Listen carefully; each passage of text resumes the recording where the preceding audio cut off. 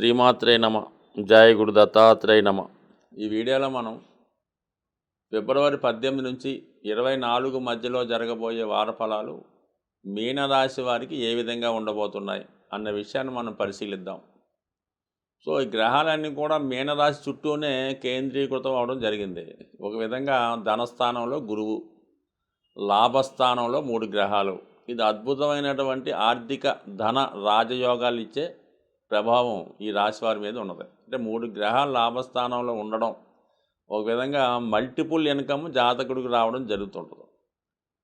అలాగే గురువు ఆల్రెడీ ధనస్థానంలో కుటుంబ స్థానంలో ఉండడం వల్ల శుభకార్యాలు, ఆధ్యాత్మిక కార్యక్రమాలు ఇవన్నీ అనుకూలంగా ఉంటాయి. ముఖ్యంగా గురువు ప్రభావం వల్ల ఈ రాశిలో ఉన్నటువంటి ఉపాధ్యాయులకి, జ్యోతిష్కులకి, ఆధ్యాత్మిక రంగంలో ఉన్న ప్రతి ఒక్కరికి కూడా అనుకూలంగా ఉంటుంది, గౌరవప్రదంగా ఉంటుంది. అలాగే కుటుంబ సంబంధించిన విషయాలు, అంటే కుటుంబంలో శుభకార్యాలు, దైవ సంబంధించిన కార్యక్రమాలు ఎక్కువగా జరుగుతూ ఉంటాయి. గృహం ఒక ఆధ్యాత్మిక ప్రదేశంగా కనబడుతుంటుంది. ఇక లాభస్థానంలో 3 గ్రహాలు, ముఖ్యంగా కుజుడు ధన భాగ్యాధిపతి లాభస్థానంలో ఉచ్చులో ఉన్నాడు. కాబట్టి కంపల్సరిగా కుటుంబ ఆదాయం పెరుగుతుంది, వ్యక్తిగతంగా మీ యొక్క ఆదాయం పెరుగుతుంది, భూములు స్థిరాస్తుల వల్ల ఆదాయం కలుగుతుంది, అన్నదమ్ములు స్నేహితులు సహకరిస్తారు. మొత్తం మీద ఏంటంటే ఈ కుజుడు కారకత్వాలైనటువంటి గవర్నమెంట్ అధికారులు కానీ, పోలీస్ డిపార్ట్మెంట్ వారు కానీ ఖచ్చితంగా మీ యొక్క అభివృద్ధికి కారణం అవుతూ ఉంటారు. అలాగే శుక్రుడు మరి తృతీయ అష్టమాధిపతిగా శుక్రుడు లాభస్థానంలో ఉండడం వల్ల ఆకస్మిక ధనలాభం, స్త్రీల వల్ల సహకారం, శుభవార్తలు వినడం. ఇది ముఖ్యంగా స్త్రీలకైతే ఉద్యోగ అవకాశాలు, వివాహ ప్రయత్నాలు ఫలించడం జరుగుతుంది. బుధుడు కూడా అక్కడే ఉన్నాడు, చతుర్థాధిపతి లాభస్థితి, భూములు స్థిరాస్తుల వల్ల, విద్యా సంబంధించిన విషయాల వల్ల ఆర్థిక పరంగా బాగుంటుంది, విద్యార్థులకు ఇంకా అనుకూలంగా ఉంటుంది. ఇంకా సప్తమాధిపతి లాభస్థితి, జీవిత భాగస్వామి యొక్క సహకారం. మొత్తం మీద ఈ 3 అనుకూలంగా ఉన్నాయి. మొత్తం మీద గురువు అంటే ధన అంటే జాతకుడికి ధనాన్ని ఇచ్చే స్థానాలు ఎక్కువగా 2 కదా, ధనస్థానం, లాభస్థానం. ఈ 2 మీకు అనుకూలంగా ఉండడం వల్ల ఈ వారం అంతా కూడా పుష్కలంగా ఆదాయం వస్తుంది. ఇక్కడ వరకు ఓకే. రవి శని 12వ స్థానంలో ఉండడం వల్ల మీ కుటుంబంలో ఎవరికో ఒకరికి అనారోగ్య సమస్యలు కానీ హాస్పిటలైజేషన్ అవకాశం ఉంది. అంటే ముఖ్యంగా ఏంటంటే శని కుటుంబంలో పెద్దవారికి చెప్తుంటుంది, బాగా వృద్ధులు లాంటి వాళ్ళు ఎవరన్నా ఉంటే వాళ్ళు. రవి అంటే తండ్రి గారికి చెప్తుంటుంది, తండ్రి గారికి కానీ ఇంకా వేరే ఎవరన్నా ఉంటే వాళ్ళకి ఏదో అనారోగ్య సమస్యలు రావడం వల్ల ఖచ్చితంగా హాస్పిటలైజేషన్ అవ్వడం, వైద్యుల్ని సంప్రదించడం, దానికోసం రకరకాల ఖర్చులు ఉంటాయి. అలాగే ప్రభుత్వానికి వారికి చెల్లించవలసినటువంటి జిఎస్టీ లాంటి ట్యాక్సులు, మెడిసిన్స్ ఖర్చులు, అలాగే మీ మీద ఆధారపడే వారి సంఖ్య కూడా పెరుగుతుంది అన్నమాట. అంటే వ్యయం అన్నది ఖర్చు, మీ మీద డిపెండెన్స్ ఎవరైతే ఉంటారో వాళ్ళు చెప్తూ ఉంటుంది. సో ఆ కారణం వల్ల ఏంటంటే మీ మీద కొందరు ఇతరులు ఆధారపడటం వల్ల మీకు అదనపు బడ్డెను కూడా మీరు మోయవలసి ఉంటుంది. ఆ కారణం వల్ల ఏంటంటే ఆర్థికపరమైన స్ట్రెస్ ఎదుర్కోవడం జరుగుతూ ఉంటుంది. చాలా సందర్భాలు ఇలాగా జరగవచ్చు. ఏంటంటే వ్యక్తిగతంగా జాతకుడు ఇతరుల మీద ఆధారపడవచ్చు. ఇది కూడా కొన్ని సందర్భాల్లో జరుగుతూ ఉంటుంది. సో ఏదేమైనా మొత్తం మీద బడ్డెన్గా ఉంటుంది. సో ఇవన్నీ అనుకూలంగా ఉన్నా ప్రతికూలంగా ఉన్న రాశి యందు ఉన్నటువంటి రాహు మాత్రం జాతకుడిని ప్రశాంతంగా ఉండనివ్వదు.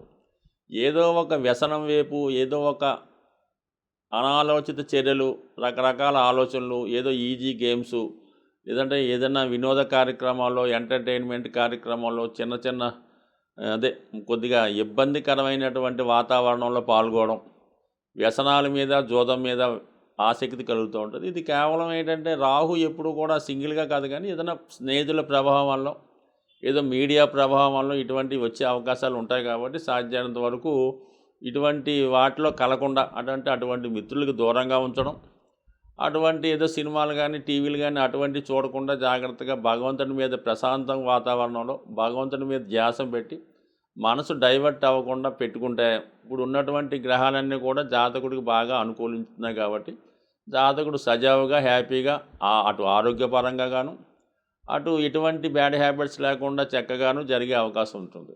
ఏమాత్రం తప్పుదారి పట్టినా, ఏమాత్రం వక్ర ఆలోచనలు వచ్చినా, అటు వ్యయ స్థానంలో ఉన్నటువంటి శని రాహులు, శని ప్లస్ రవి విజృంభించి రాశిలో ఉన్నటువంటి రాహు మీద ప్రభావం చూపించడం వల్ల అనవసర వ్యసనాలు, అనవసర వాళ్ళతో పరిచయాలు ఇవన్నీ పెరిగి అటు ఆరోగ్యాన్ని, అటు ఆర్థికాన్ని, ధనాన్ని కూడా నష్టపోయే సూచనలు ఉన్నాయి. కాబట్టి సాధ్యమైనంత వరకు అంటే ఈ ఒక విధంగా ఈ గురుచండాల యోగం యాక్టివేట్ అవుతుందన్నమాట ఈ మీనరాశి వారికి. అంటే రాశ్యాధిపతి గురువు రాహు కలటం వల్ల ఈ విధమైన ఆలోచనలు వచ్చే అవకాశం ఉన్నది. సో అందరికీ వచ్చే అవకాశం లేదు, కానీ మొత్తం మీద అవకాశం ఉన్నది కాబట్టి ఒక సూచన. వేరే విధంగా ఉన్నవాళ్ళు కొత్త కొత్త పరిశోధనలు చేయొచ్చు. ఇది సినిమా రంగంలో ఉన్న వాళ్ళకి చాలా అనుకూలంగా ఉంటుంది, రచనా రంగంలో ఉన్న వాళ్ళకి అనుకూలంగా ఉంటుంది, ఎడ్యుకేషను, మెడికల్ రంగంలో వాళ్ళకి చాలా కొత్త కొత్త విషయాలు తెలుసుకుంటారు, పరిశోధన చేస్తూ ఉంటారు. అది ఆ యాంగిల్. అంటే రాహు ఎప్పుడు ముసుగేస్తూ ఉంటాడు అన్నమాట. ప్రతిదానికి కూడా ఒక బయటకు ఒక విధంగా, లోన ఒక విధంగా ఉండే అవకాశం ఉంది. కాబట్టి కొంచెం జాగ్రత్తగా వ్యవహరిస్తే మంచిది. అంటే సాధారణంగా రాహు ప్రభావం ఉంటే తొందరగా ఏదో ఒక బలహీనతకి లోనవడం జరుగుతూ ఉంటుంది. దాని నుంచి బయటపడే ప్రయత్నం చేయడమే చాలా కష్టం. ఒకసారి చిన్న మిస్టేక్ చేసి అలవాటు పడితే అదే కంటిన్యూ అవుతుంటుంది ఈ మీనరాశి వారికి. ఏ మొగమాటం వల్ల, వేరే కారణం వల్ల వాటి జోలికి వెళ్లకుండా జాగ్రత్తగా ఉంటే మిగతా గ్రహాల అనుకూలతో స్వచ్ఛమైనటువంటి ఆరోగ్యకరమైనటువంటి జీవితాన్ని అనుభవిస్తారని ఆశిస్తూ, సాధారణంగా ఈ గోచార ఫలితాలు మనం చెప్తున్నప్పుడు చాలామందికి కొన్ని అనుకూలంగాను, కొన్ని ప్రతికూలంగాను ఉండే అవకాశాలు ఉంటాయి. సో ఏదైనా ఈ గోచారం జాతకంలో జరుగుతున్నటువంటి దశలు జాతకుని యొక్క జన్మ జాతకం మీద మాత్రమే ఆధారపడి ఉంటాయి. అప్పుడు జరుగుతున్నటువంటి దశలను బట్టి జీవితం నడుస్తూ ఉంటుంది. అంటే గోచారం ఏం చేస్తుందంటే జాతకంలో ఉన్న ఫలితాలు ఈ గోచారంలో వచ్చే స్థానం వచ్చినప్పుడు అవి ఫలితం రావడం జరుగుతుంటుంది. సాధారణంగా ఈ సప్తమ స్థానంలో గురువు వస్తే వివాహం జరుగుతుందని చెప్తాం. అలాంటప్పుడు మరి 12 రాశుల్లో ఒక రాశి వారికి కంప్లీట్గా వివాహం జరగాలి కదా, అలా జరిగే అవకాశం ఉండదు. అంటే జాతక చక్రంలో వివాహం యోగ్యత ఉండి ఆ వివాహం జరిగే దశ నడుస్తున్నప్పుడు గోచారంలో మరి రవిగ్రహం ఏ సంవత్సరంలో వివాహం జరుగుద్ది అన్న విషయాన్ని నిర్ణయిస్తుంది.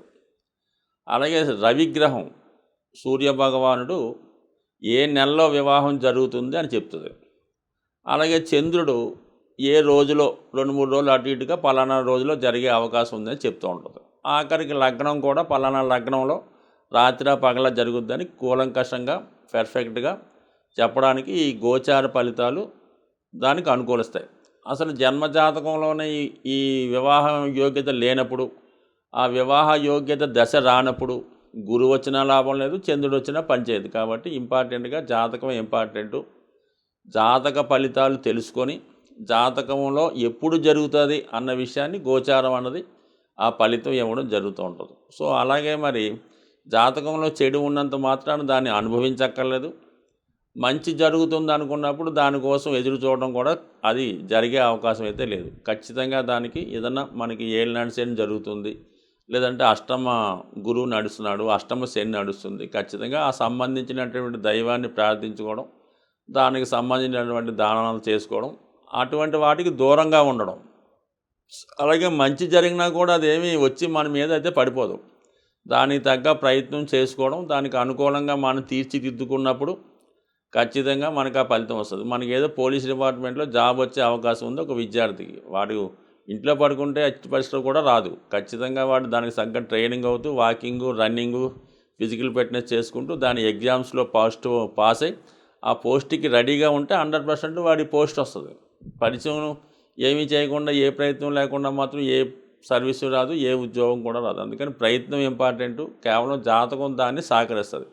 అసలు జాతకంలో ఉద్యోగం లేదన్నా కూడా ప్రయత్నం చేస్తే ఉద్యోగం వచ్చే అవకాశం ఉంటుంది. సో ఏదన్నా జన్మ జాతకం ప్రయత్నం ఇంపార్టెంట్. బట్ అన్ని చర్యలకి కూడా ప్రతి మానవుడు ఖచ్చితంగా మరి సూర్యభగవాన్ని ఆరాధించడం, ఇంకా కొద్దిగా ఓపిక ఉన్నవాడు నవగ్రహాలను ఆరాధించడం, ప్రతిరోజు కూడా వాడు గృహంలో అనుకూలిస్తే గృహంలో పూజ చేసుకోవడం, గృహంలో అనుకూలంగా లేనివాడు ఏదో ఒక టెంపుల్లో వెళ్ళి పూజ చేసుకోవడం అన్నది అనుకూలమైన పద్ధతి. ఈ విధంగా దైవం మీద భారం వేస్తే, దైవాన్ని గట్టిగా నమ్మితే ఈ నవగ్రహాలన్నీ కూడా దైవానుగ్రహంతో మీకు ఖచ్చితంగా అనుకూలించే అవకాశం ఉంటుంది. స్వస్తి.